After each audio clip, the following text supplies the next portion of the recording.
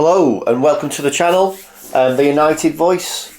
Today we're going to be talking about David De Gea, the fact that he's rejected the first round of in contract talks, Jude Bellingham and how United may be able to usurp Liverpool, and Ten Hag and the possible two signings he could make if Harry Kane or Osimhen don't come to the club.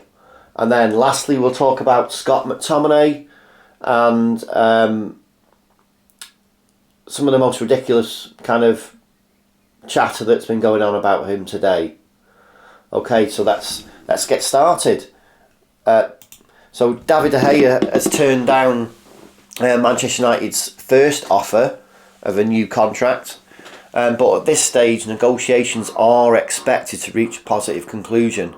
De Gea was on a kind of, for the time, a club-busting kind of 375k a week contract. And as it was rumoured a couple of months ago, the Glazers have introduced some kind of new wage policy, which means De Gea new contract will be worth less to him. However, rarely is any opening proposal accepted by a player, and United are still obviously discussing contract options with the goalkeeper. De Gea's salary of, like I mentioned, was £375,000. That's roughly $463,000 per week. Was agreed in September 2019, when he then entered his final year of the previous contract. And Alexis Sanchez turned up at the club in 2018, and that provided a kind of a gauge for United's top earners. So kind of everybody, kind of the top earners, wanted more than £400,000 a week. And as United's, according to the Athletic, at the time, De Gea was United's only potential number one goalkeeper. I don't know what's changed there. Actually, I think he still remains to be our only number one goalkeeper. I don't know of anybody else who I trust between the sticks. Do you? I mean, yeah, there's been rumours of other keepers, but De Gea is proven. And I kind of wouldn't like to see him go based on the fact that someone somewhere is trying to penny pinch. I realise that they're on a hell of a lot of money. Even if he gets a reduction, he'll still be on a lot of money. But the likes of De Gea could probably go somewhere else and command that kind of wage. So, do you agree? Do you not agree? Share your thoughts in the comments. Let's move on. So now we'll talk about what Gary Pallister has been saying about Jude Bellingham. The legend that is Mr. Gary Pallister, it's suggested that Jude Bellingham holds the key to next season's Premier League title. Now, one player holding the key to a Premier League title, personally, I don't believe that. But the race for Bellingham's signature has been pretty hot, or the chat has been pretty hot over the last few months, with claims mainly that Liverpool were in the driving seat, and that they've kind of lodged a 100 million offer with Borussia Dortmund. No one at Liverpool that I know of, or I've not seen anything in the press to confirm that is the truth. But Pallister insisted that United must also be in the fight for Jude Bellingham if they want to lift the first trophy, Premier League trophy in 10 years. He said that Jude Bellingham is one that everybody's looking at, and obviously wherever he goes, it will give the club that he arrives at a huge shot in the arm because everybody wants him. That's what Pallister said. Yeah, he's a great player. He's young. He's still got a lot to learn. He's taken Germany by storm. But again, I mean, it's a risk. Yes, he's English, but he's not proven in the Premier League. He could come to the league and come to the Prem and suffer the same woes as one of his compatriots, Sancho. And I mean, yes, he's technically excellent. He's got drive, and I think every club's kind of letting him know that they're interested in him.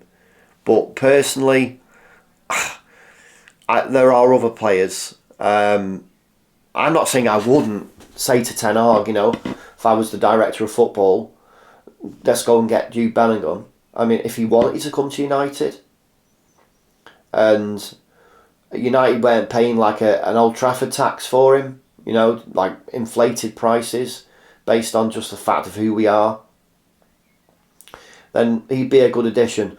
But I personally don't think that just his addition, as Pallister kind of intimates, I don't think adding Bellingham to the squad will tip us over into that. Him alone, anyway, would tip us over into that point where we can then win the Prem. Obviously, we need a striker.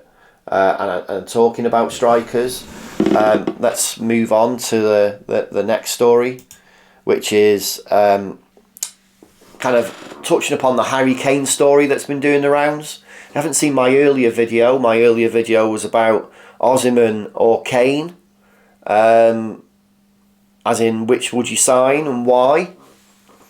Obviously, the benefits to both of those players. In an ideal world, if the Qataris take over, we buy both. But that's kind of pie in the sky dream. I mean, dreamland, And I can't see. Well, I don't know if that would happen. If that is likely to happen. Although it's been widely about in the press today that United will target Randall Kolo Mune. I'm probably pronouncing that wrong. And Rasmus Højlund. If they fail to sign Tottenham striker Harry Kane or Osimhen. Obviously, Kane's 29, and he is, according to yesterday's press, Ten Hag's number one choice. And whilst I would probably prefer that he goes for Osimhen, because of his kind of younger, he's 24.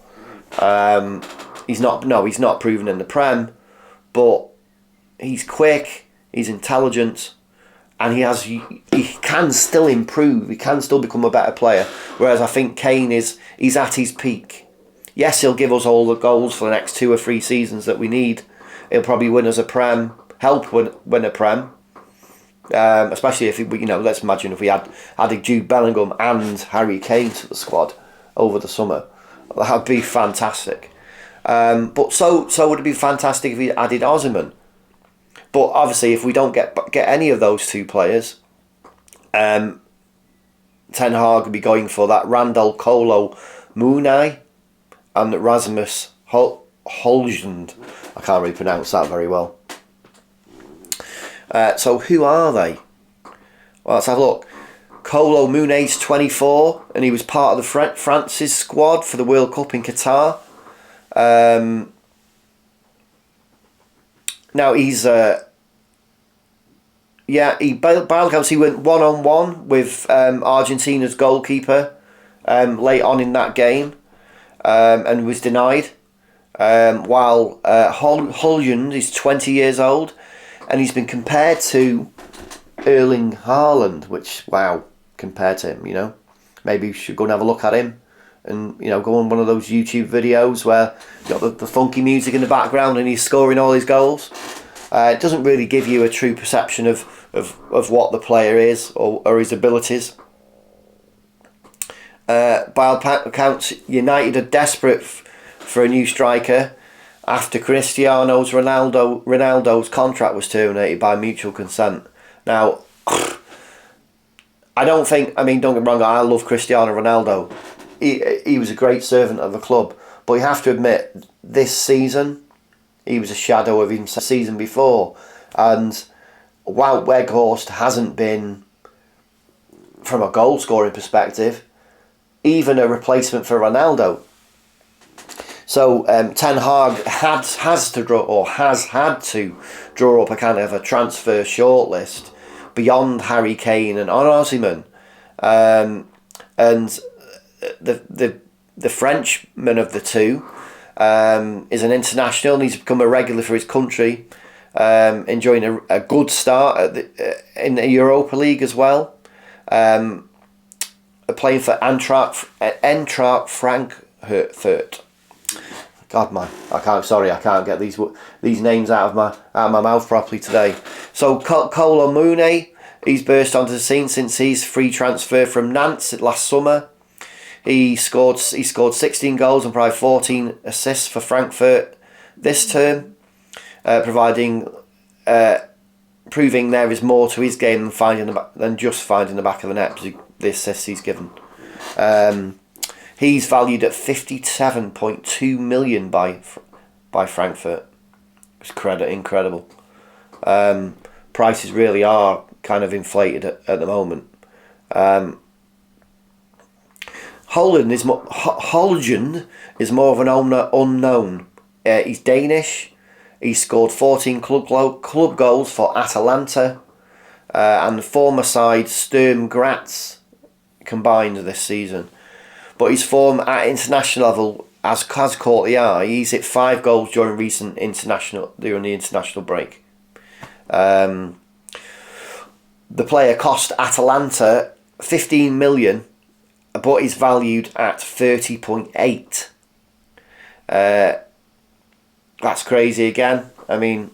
It's looking like the transfer market is a little overpriced. What do you think? So moving on, we'll go to Scott McTominay, and apparently Manchester United fans want him to play up front after his impressive performances for Scotland. Now, no, we don't.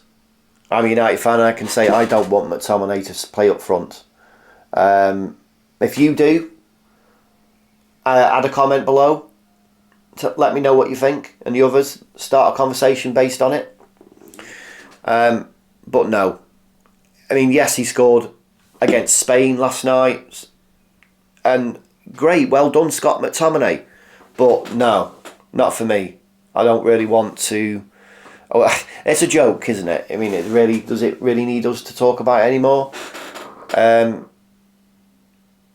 Yeah, he scored two goals in the 3-0 win over Cyprus recently, and then he scored another brace, so 2 goals, a brace against Spain last night.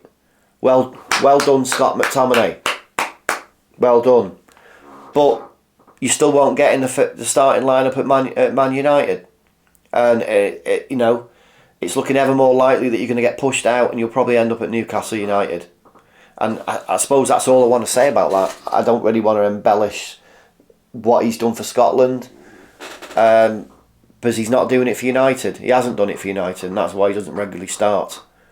So, let me know what you think about the talking points I've made in this video. Smash a like, subscribe, and thank you for watching. I'll see you tomorrow.